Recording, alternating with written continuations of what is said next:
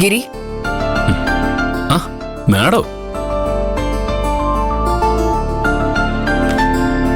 വീണ്ടും എന്നെ അറസ്റ്റ് ചെയ്യാൻ വന്നാണോ? അല്ല, ഞങ്ങൾ യൂണിഫോമിലാണെങ്കിലും ഇത് തികച്ചൊരു ഇൻഫോർമൽ വിസിറ്റ് ആണ്. ഞങ്ങളുടെ വരവ് കൊണ്ട് ഗിരിക്ക് എന്തെങ്കിലും തരത്തിലുള്ള ബുദ്ധിമുട്ടുണ്ടെങ്കിൽ ഞങ്ങൾ ഇപ്പൊ തന്നെ പോവാം. അയ്യോ, എന്താ മാഡം ഇത്? മാഡം ഇരിക്കെ സാറേ. ഇരിക്കടോ. അമ്മേ, മഞ്ജു.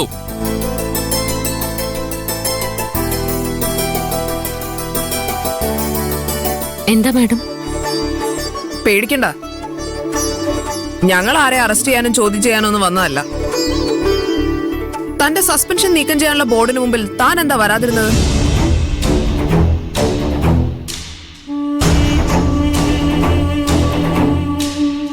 ഞാൻ അന്നേ പറഞ്ഞതല്ലേ അവര് വിളിക്കുമ്പോ കൃത്യസമയത്ത് ചെല്ലണോന്ന്. ഇപ്പോ തന്നെ കുറിച്ച് അവർക്കൊരു മോശം ധാരണ ഉണ്ടായി കാണും. ഞാനും മാഡം അടക്കം പലരും മഞ്ജുവിനെ മാറി മാറി ഫോണിൽ വിളിച്ചതാണല്ലോ. മഞ്ജു ഒത്ത് ഫോൺ എടുക്കാതിരുന്നേ? ജോലി കുറെ ഉണ്ടായിരുന്നതുകൊണ്ട് ഫോൺ നോക്കാൻ പലപ്പോഴും സമയം കിട്ടാറില്ല. അതൊരു ന്യായീകരണമാണെന്ന് മഞ്ജുവിന് തോന്നുന്നുണ്ടോ? ആ ബോർഡിന് മുമ്പ് വന്നില്ലെങ്കിൽ തന്റെ ജോലി നഷ്ടപ്പെടുന്നത് തനിക്കറിയില്ലേ? എന്നിട്ടും ഇത്ര ലാഘവത്തോടെ അതിനെങ്ങനെയാണ് തനിക്ക് കാണാൻ കഴിയുന്നത്? എന്താ മഞ്ജു തന്റെ പ്രശ്നം? എനിക്കൊരു പ്രശ്നമില്ല മാഡം. നിങ്ങൾ ആരെങ്കിലും ഇവളോട് ജോലിക്ക് പോകരുതെന്ന് പറഞ്ഞോ? എന്താ മാഡം ഇത്? പോലീസുകാരാണെങ്കിൽ വീട്ടിൽ കയറി വന്ന് എന്ത് വേണമെങ്കിലും പറയാന്നായോ? അമ്മ, ആരും ദയവ് ചെയ്ത് ഇതൊരു ചർച്ചയാക്കല്ലേ. എനിക്ക് ഈ ജോലിയിൽ തുടരാൻ ഒട്ടും താല്പര്യമില്ല മാഡം.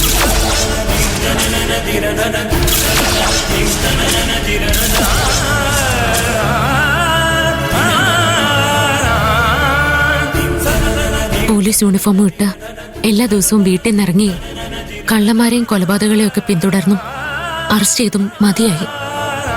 വീട്ടിൽ ഇരുന്ന് ഇവിടുത്തെ എല്ലാ ജോലികളും ചെയ്യുമ്പോൾ ഒരു മനസ്സമാധാനം കിട്ടുന്നുണ്ട്. അത് വീണ്ടും കളഞ്ഞു കുളിക്കാൻ എനിക്ക് താല്പര്യമില്ല. ഞാനായിട്ട് ജോലി രാജിവെക്കില്ലാൻ തീരുമാനിച്ചിരുന്നു. ഇതിപ്പോ സസ്പെൻഷൻ കിട്ടിയതല്ലേ, അത് ഡിസ്മിസലായിട്ട് മാറുകയാണെങ്കിൽ എനിക്ക് സന്തോഷമുള്ളൂ. എന്താ പെട്ടെന്ന് ഇങ്ങനെ ഒരു തീരുമാനം എടുത്തത്? ഞങ്ങളോട് നീ ഒരു വട്ടം ഒന്ന് ചോദിക്കുക പോലും ചെയ്തില്ലല്ലോ. ഇവിടെയുള്ള എല്ലാവർക്കും ഈ തീരുമാനം ഇഷ്ടപ്പെടുമെന്ന് എനിക്കറിയാം. അതുകൊണ്ടാണ് ഞാൻ ചോദിക്കാഞ്ഞേ. ഒരു സർപ്രൈസ് ആയിക്കോട്ടെ എന്ന് കരുതി.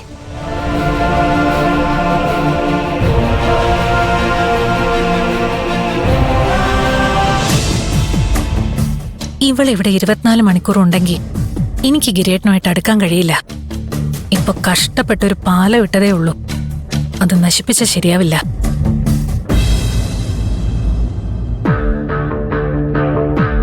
മഞ്ജു, കുറച്ചു ദിവസം വീട്ടിലെ ജോലി ചെയ്ത് നിൽക്കുമ്പോ ഒരു സുഖമൊക്കെ കിട്ടും. പക്ഷെ ജീവിതകാലം മുഴുവൻ ജോലി ചെയ്യേണ്ടെന്ന് തീരുമാനിക്കുമ്പോ അതിന്റെ ബുദ്ധിമുട്ട് മനസ്സിലാവും. ഇന്നത്തെ കാലത്ത് സ്ത്രീകൾക്ക് സ്വന്തമായിട്ടൊരു ജോലി ഉണ്ടാവാന്നുള്ളത് അത്യാവശ്യമാണ്. എന്നാലേ അവർക്ക് സാമ്പത്തിക സ്വാതന്ത്ര്യം ഉണ്ടാവും. പ്രീതി പറയുന്നത് ശരിയാണ്. ഒരു സർക്കാർ ജോലിയുടെ വില തനിക്ക് അറിയില്ലേ മഞ്ജു? അറിയാം മാഡം. അമ്മയ്ക്ക് പറയാനൊന്നുമില്ലേ?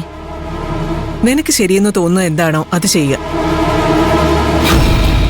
മാഡത്തിന് എന്നോട് വിഷമം തോന്നരുത്. എനിക്ക് ഈ ജോലിയിൽ തുടരാൻ താല്പര്യമില്ല.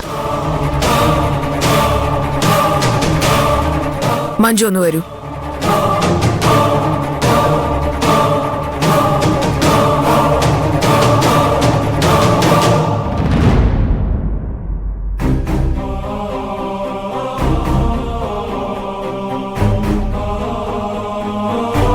മഞ്ജു, സത്യം പറയേ, ആരെങ്കിലും നിർബന്ധിച്ചിട്ടാണോ ഈ തീരുമാനത്തിലേക്ക് മഞ്ജു എത്തിയത്?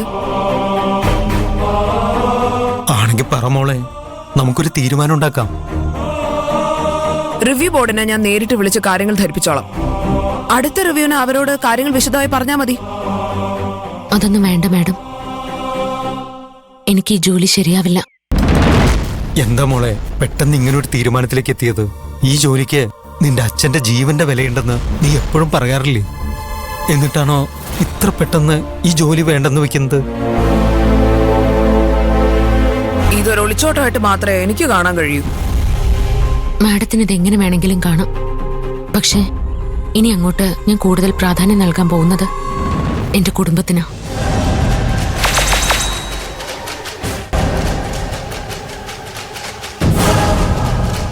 നാടിനെ സേവിക്കാൻ നിങ്ങളെപ്പോലെ കഴിവുള്ള കുറെ ഓഫീസർമാരുണ്ടാവും. പക്ഷേ എന്റെ കുടുംബത്തിന് ഞാൻ മാത്രമേ ഉള്ളൂ. ശരി, ഇനി എങ്ങാനും തീരുമാനം മാറ്റുവാണെങ്കിൽ എന്നെ ഒന്ന് വിളിച്ചാ മതി. ശരി മാഡം.